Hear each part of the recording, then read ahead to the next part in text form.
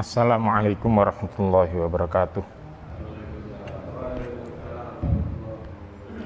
Bismillahirrahmanirrahim. Alhamdulillahilladzi anzalas sakinata fi qulubil mu'minin liyazdadu imanan ma'a imanihim. Asyhadu an la ilaha illallah wahdahu la syarikalah wa asyhadu anna Muhammadan abduhu wa rasuluh la nabiyya ba'dah.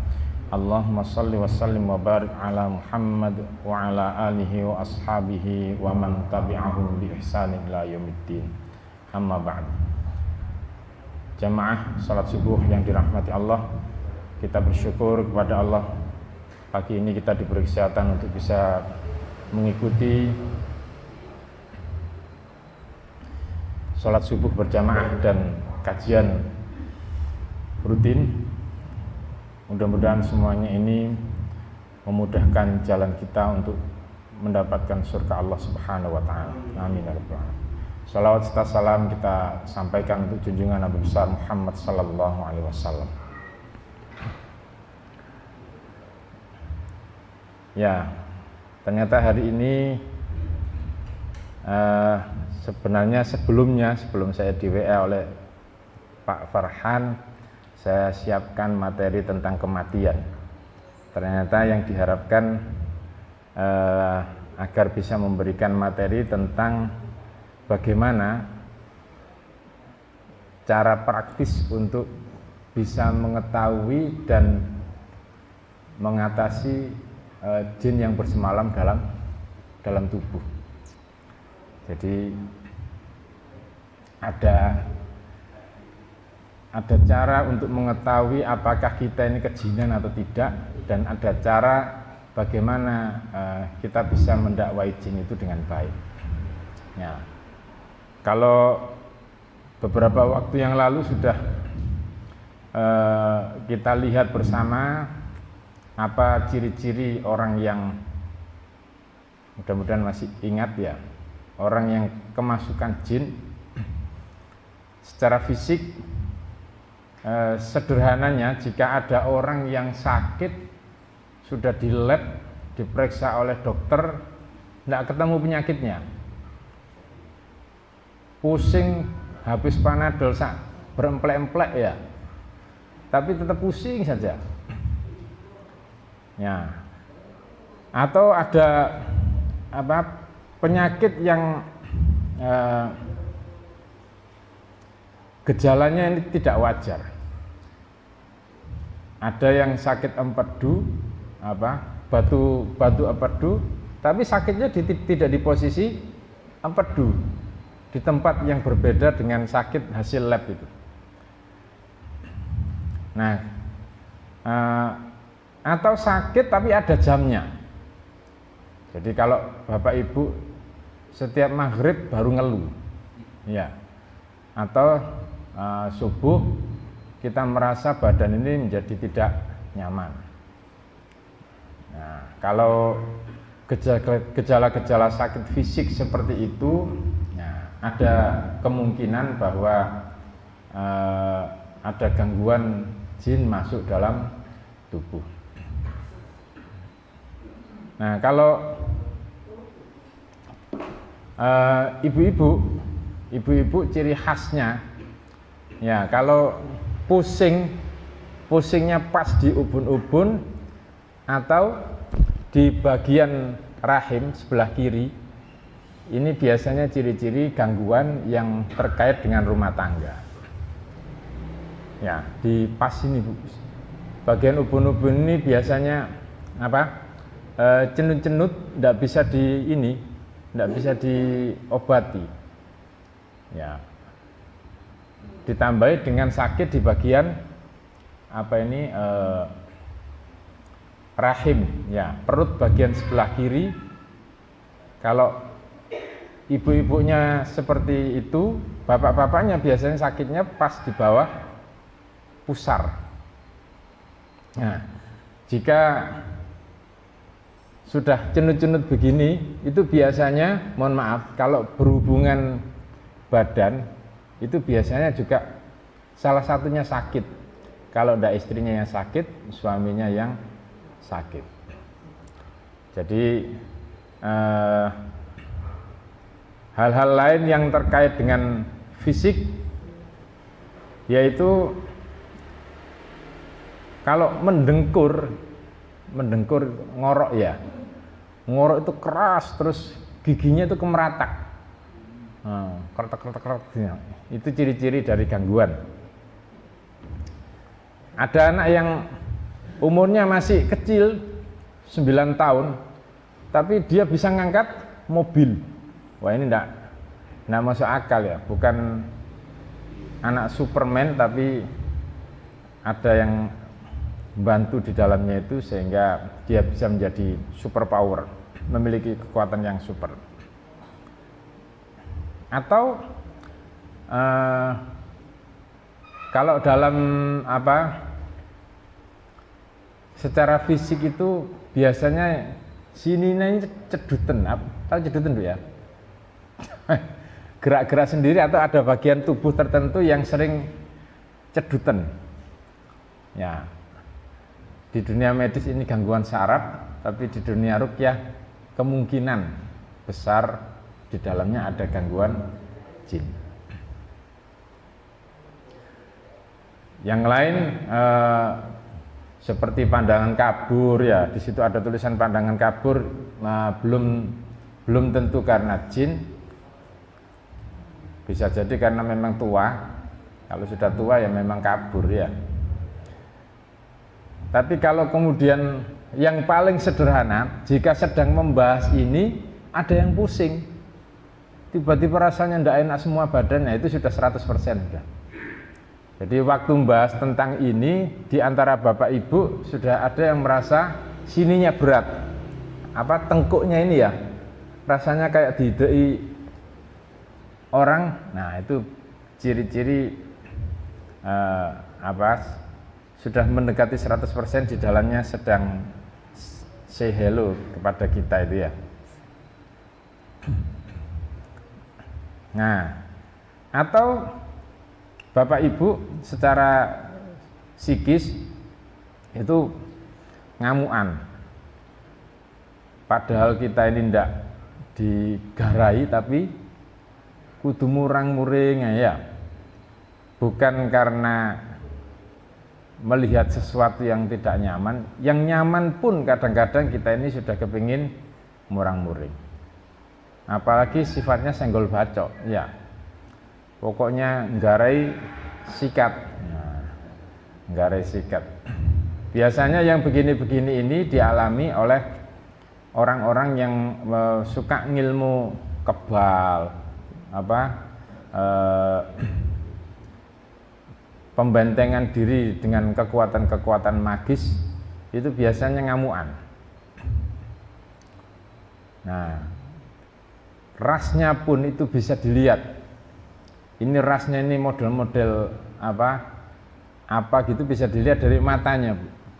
Kalau marah terus matanya itu memerah, putihnya itu jadi merah. Nah, itu juga jadi ciri-ciri kejinan ya, kejinan. Jadi nanti kalau ibu-ibu lihat bapak marah, ya dilihat, loh meripati abang, berarti bapak ini sedang kejinan ya. Kalau habis dijanjikan sesuatu kemudian terbawa dalam mimpi, itu namanya bunga tidur. Tapi kalau setiap hari mimpi terus mengigau sendiri, bicara sendiri, maka itu bisa menjadi ciri gangguan. Jadi kalau apalagi mimpinya mimpi ketemu ular, ketemu harimau, terus terbang ya, atau perang melawan jin. Nah, itu juga bagian dari ciri-ciri ketindian. Ketindian tahu Bu ya, Pak ya. Atau sulit tidur, atau kalau tidur gak tangi-tangi, sehari bisa tidur sampai 12 jam. Nah, males beraktivitas, pokoknya ketemu orang selalu mangkel ya, tidak bisa konsentrasi. sering mimpi menakutkan. Nah, ini bagian dari ciri-ciri gangguan jin. Ya, jangan dikira akhlak buruk itu murni bawaan manusianya. Kadang-kadang akhlak buruk itu juga bisa karena didorong oleh setan atau jin. Jin ya. Jadi ada orang-orang yang awalnya baik, kemudian dia ngilmu. Ya, saya baru kemarin dapat laporan dari psikolog. Ada pasiennya ini yang setiap kali dia bekerja langsung uangnya ini disetorkan ke ibunya. Masih kelahiran 97. Dia sudah bekerja, pokoknya setiap kali dia dapat rezeki yang dilapori pertama itu adalah ibunya. Amplop masih utuh dari kantor itu langsung diserahkan ibunya. Pokoknya ada kejadian apa saja dia konsultasi ke ibunya. Tapi karena dulu kakeknya pernah ngilmu, suka poso mute ya. Poso mute itu poso yang hanya makan nasi tok, tidak makan apa-apa. Ya, lontong juga Pak ya? Enggak. Ya, pokoknya tidak makan selain nasi ya. Bukan nasi goreng ya Pak ya, hanya nasi tok. Itu akhirnya dia bukan hanya berubah perangainya, dia menjadi sangat emosional, suka mukul ibunya, bahkan pernah dibawakan linggis, ibunya mau dibunuh, sampai pada akhirnya anak ini jadi setengah gila. Ya, barang-barang rumah dipecahi, jadi malas mandi. Jadi kalau ada orang yang tidak mau mandi, itu ciri-ciri yang khas orang-orang yang terganggu oleh jin. Bapak Ibu kalau berkunjung ke Liponsos, tahu Liponsos Pak ya? Liponsos itu rata-rata tidak ada yang mandi. Yang gila-gila itu jarang mau mandi. Kalau buang kotoran itu di mana-mana ya memang jiwanya terganggu. Nah, antara sakit jiwa sama sakit kejinan itu tipis. Orang yang sakit stres itu bisa kejinan, atau orang yang bahagia berlebihan itu bisa kejinan. Orang yang kejinan bisa stres. Supaya kita ini tidak sampai kejinan, maka wala takhafu wala tahzanu wa antumul a'launa in kuntum mu'minin. Segala sesuatu itu hadapilah tanpa terus dibayang-bayangi rasa takut dan terus dibayang-bayangi rasa sedih. Jadi trauma itu menunjukkan bahwa dia tidak yakin ini adalah takdir yang diberikan Allah kepada kita. Itu sebenarnya dilarang ya. Secara psikis itu manusiawi, tapi kalau berlebih-lebihan bisa mengundang jin masuk ke dalam tubuh. Nah, kalau sudah masuk dalam tubuh yang asalnya stres, kemudian tambah stres, gak mari-mari stresnya. Nah, atau hidungnya ini jadi pekap, nangkini ambu wangi gitu ya. Pokoknya sedikit-sedikit bau ndak enak. Jadi hidungnya ini seperti ada sensor yang sangat sensitif terhadap bau-bau yang orang lain tidak bau tapi dia bau. Nah, atau mereka yang sering bisa menebak peristiwa yang akan terjadi. Jangan bangga ya. Nah, pernah dengar cerita tentang orang mati suri Pak? Ya, saya sudah 2 kali ketemu orang yang pernah mati, 3 kali sama yang Al-Falah. Jadi dia sudah dimakamkan Pak 3 hari. 3 hari tiba-tiba tetangga sebelah makam itu seperti mendengar suara teriakan di makam. Ternyata setelah digali anak ini masih hidup. Nah, setelah hidup itu ternyata dia jadi sensi terhadap astral, bisa ngelihat, bisa merasakan. Nah, berarti di makam itu tidak ada makan loh Pak ya, tapi masih hidup, masih hidup. Nah, dari dua orang yang sampai dimakamkan itu, satu orang tidak sampai dimakamkan tapi mati karena Hindu. Dia sudah mau dibakar itu, tapi ternyata hidup lagi dan akhirnya dia masuk Islam karena kebetulan yang ditemui pada saat mati suri itu adalah orang-orang Islam yang mengajak dia untuk masuk Islam. Nah, dari tiga orang ini saya berkesimpulan bahwa yang menutupi keadaan klinis manusia itu supaya kelihatan mati itu bukan malaikat tapi jin. Ya, sampai akhirnya saya sama Bilal ini waktu meruqyah itu ternyata dia sudah, jinnya itu ngaku sudah kemana-mana melakukan orang supaya mati suri. Ternyata akhirnya dia hidup lagi. Di sini makamnya itu orang yang bisa mendengar itu di Ummul Mukminin, kan tidak masuk akal. Bisa mendengar teriakan dia itu masih hidup, itu posisinya di Ummul Mukminin. Nah, kalau di makam ada handphone mungkin bisa video call atau call ya. Tapi enggak, yang di sana itu bisa mendengar dengan jelas teriakan anak ini, masih SMP anaknya waktu itu. Akhirnya dia mendatangi makam dan benar-benar terdengar suara, digali ternyata anaknya masih hidup. Nah, siapa lagi kalau bukan jin. Nah, setelah diruqyah ternyata memang itu dia sering melakukan begitu, kok bisa kelihatan mati. Nah, itu ada tekniknya. Ya, ada tekniknya katanya untuk kelihatan supaya kelihatan mati. Nah, kalau ibadahnya sering lupa rakaat, ini Nabi kan pernah ngomong, ya, siapa yang ketika sholat angop itu adalah bagian dari gangguan setan. Tapi kalau bolak-balik angop berarti setannya kayak ini. Ya, jadi malah Nabi menganjurkan jika kamu ingin apa sih bahasa Indonesianya angop itu?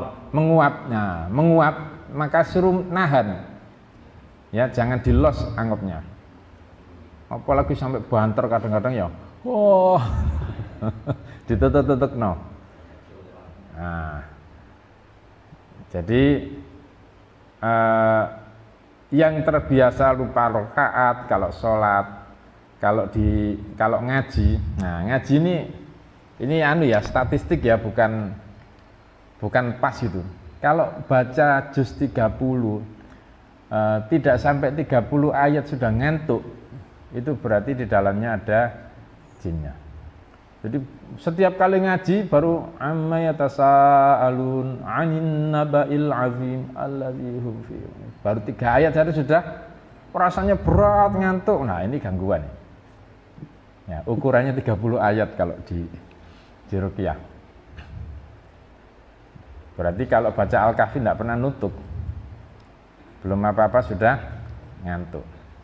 Ya, yang lainnya adalah mereka yang terhalangi jodohnya, terhalangi rezekinya, dan kadang-kadang dia dibenci oleh rekan-rekannya. Yang terakhir, kalau Bapak Ibu punya benda, rusaknya di situ-situ saja, itu berarti yang tempat. Jadi lampu ini sudah diperbaiki terus rusak lagi, listriknya diperbaiki rusak lagi, rusaknya ya di situ-situ aja ya.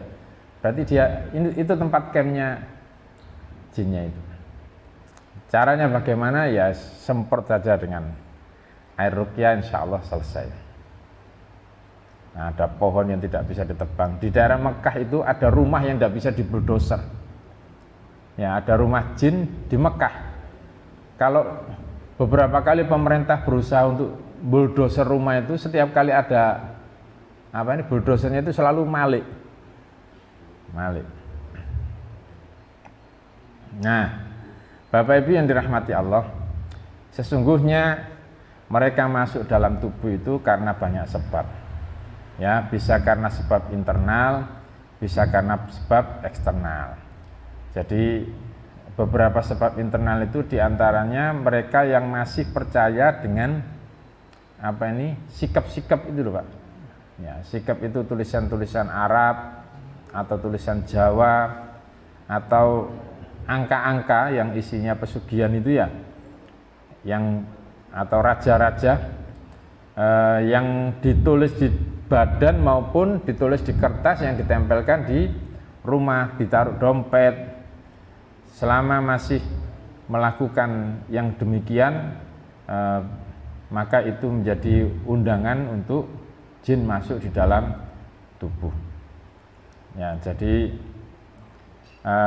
hal-hal yang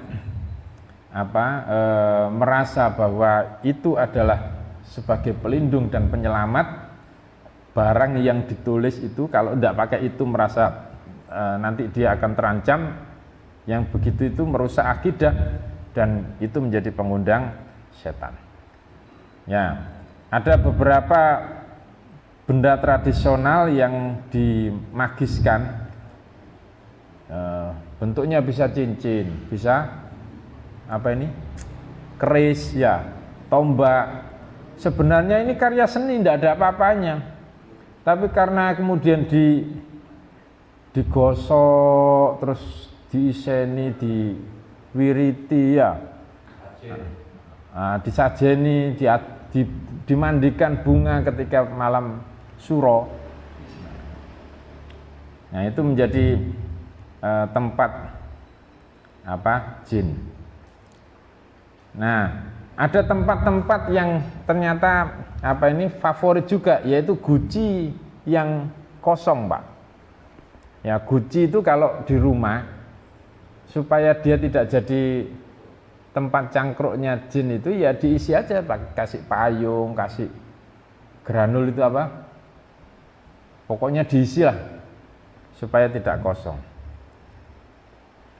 Dalam hal-hal tertentu bahkan lukisan itu bisa jadi tempat singgahnya jin yang isinya makhluk hidup, ya, baik manusia maupun hewan, termasuk kadang-kadang foto Pak.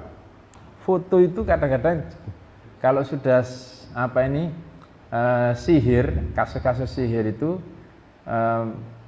supaya bisa jadi CCTV TO-nya itu, dia menggunakan foto-foto itu untuk monitor.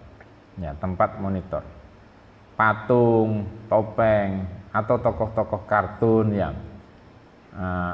atau salah satu pengundang yang lain itu zikir yang disyaratkan, zikir kalimah thayyibah tapi disyaratkan. Saya harus baca supaya segera dapat jodoh, saya harus baca subhanallah 10.000 kali, tidak boleh dicicil pada jam sekian ya. Kalau enggak dapat jodoh.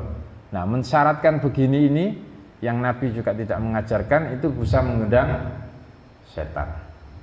Jadi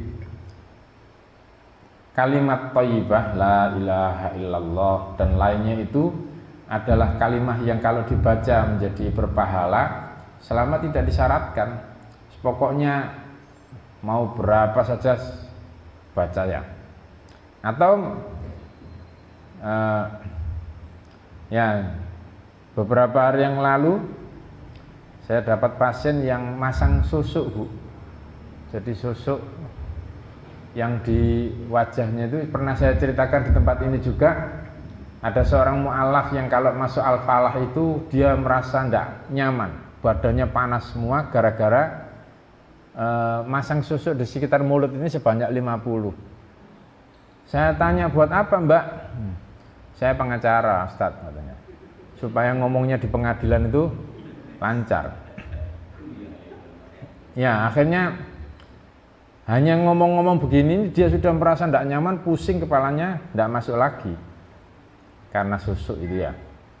Jadi susuk ini kalau nanti dia menghadapi sakaratul maut, biasanya dia susah untuk mati. Gak mati-mati tapi loro terus ya. Jadi hidup segan mati tak mau gara-gara susuk atau amalan-amalan yang saya sebutkan tadi. Nah, ada beberapa teknik hipno, tidak semua hipno ya, itu yang ternyata menggunakan jin, tidak semuanya. Nah, yang tidak boleh yang memang sengaja untuk menggunakan jin. Ada penyebab dari luar, diantaranya adalah sihir atau tempat yang memang jadi bekas perbuatan syirik. Di Sidoarjo itu ada seorang dokter yang mengalami kanker otak ya. Ketika kita ruqyah, ininya sudah dibongkar ini Pak. Jadi ini dilobangi segini, terus tulang otaknya ini ya dititipkan di bank organ untuk bisa memasukkan obat kankernya itu. Ternyata ketika kita ruqyah, beliau ini setiap jam 8 sudah tidak bisa apa-apa. Jam 8 pagi bangun tidur itu sudah geletak saja. Setelah kita ruqyah, rumah yang ditempati itu adalah rumah tempat dukun dulunya. Jadi tempat praktek dukun yang akhirnya banyak bekas-bekas perdukunan di situ yang diketahui setelah ruqyah. Ya, setelah ruqyah itu baru diketahui, dan itu menyebabkan serangannya selalu muncul dalam keluarga itu. Nah, apakah bisa hilang? Semua tidak bisa, tidak ada yang tidak bisa. Insya Allah, kalau memang kita mohon kepada Allah, insya Allah bisa. Ya, jadi sakit medis itu bisa karena non medis. Saya belum pernah meruqyah orang sakit kanker reaksi itu belum pernah. Ya, puluhan orang yang sakit kanker itu ketika diruqyah kebanyakan reaksi. Yang secara rutin diperiksa secara medis itu ada pasien di Sidoarjo di Krian yang punya miom Pak. Bapak ngerti miom enggak Pak? Ya, miom. Jadi dulu leluhurnya itu pernah kontrak perjanjian dengan jin, karena kontraknya itu kasar, suka menyakiti jinnya, akhirnya dia dendam, seluruh anak cucunya dibikin sakit. Masa ada cerita kanker itu turunan? Kanker itu bisa turunan apa enggak Pak? Apa? Bisa. Iya. Ternyata satu keluarga itu reaksi semua karena kanker semua. Reaksi marah-marah. Akhirnya dia ngaku, dulu saya disiksa oleh leluhurnya dia, maka semuanya saya bikin sakit. Ada satu yang bentuknya tidak kanker tapi tidak sembuh-sembuh. Nah, iya, kalau Jawanya gitu dikutuk ya Pak. Nah, setelah di ruqyah pertama dari 12 itu turun jadi 10 Pak. Ruqyah kedua turun jadi 8. Jadi dia rutin supaya tahu hasilnya ruqyah. Setiap habis ruqyah terus ke rumah sakit diperiksakan miomnya itu. Nah, berarti satu kali ruqyah cuma nurunkan 2 cm. Ya, sampai 8 cm kemudian beliaunya tidak ruqyah lagi. Mudah-mudahan beliau bisa ruqyah sendiri itu. Jadi bisa karena dari luar, yaitu leluhur yang melakukan kontrak dengan jin itu, yang kemudian jadi penyakit bagi anak cucunya, atau karena memang sengaja jadi TO-nya sihir. Ya, TO-nya sihir. Kalau ini banyak sekarang jadi tren di mana-mana, Orang kalau sudah persaingan jualan tidak sehat, kesuwen sikat saja ya. Ya, sikat saja. Ada mualaf kita itu yang jualan di depan Golkar pangsit.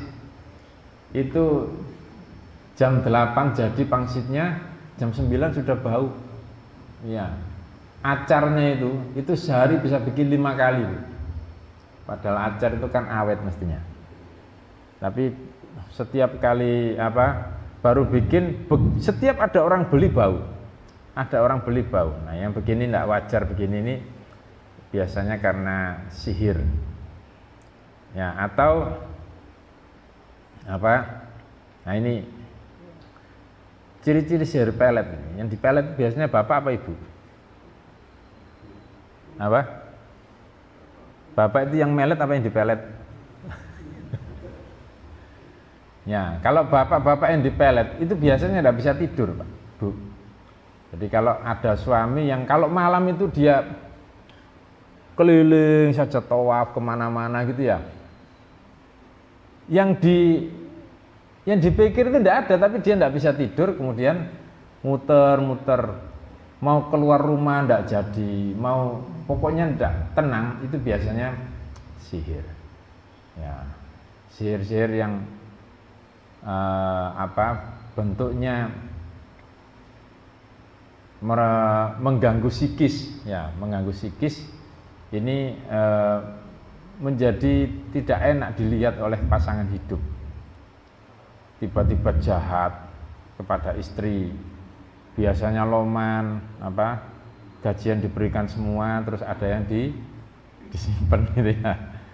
Ya, itu bisa menunjukkan gejala-gejala sihir. Nah, ada yang dijadikan tumbal. Tumbal itu ngambil nafas seseorang untuk menjadi bahan kekuatan si dukun itu. Tumbal itu bentuknya bisa dalam bentuk partisi, mengambil sebagian nafas, atau banyak yang diambil dengan cara membunuh. Ya. Ini boleh diceritakan enggak Pak Rudi? Boleh diceritakan? Oh, nah. Boleh ya. Bilal ini dulu, ya, Bilal ini korban tumbal Paskah. Oh, ini di YouTube kan ini? Enggak ini loh. Oh, siaran langsung. Oh, jangan nanti.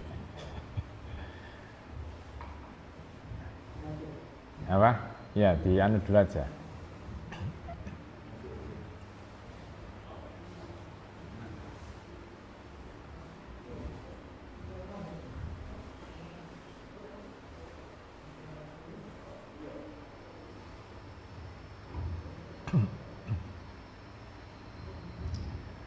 Ya, jadi ada yang ingin agar pabriknya laris, itu biasanya di sekitar pabrik itu dibuatkan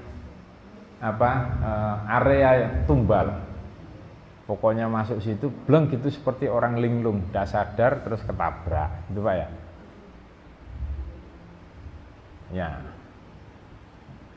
di skip dulu ya yang tadi ya.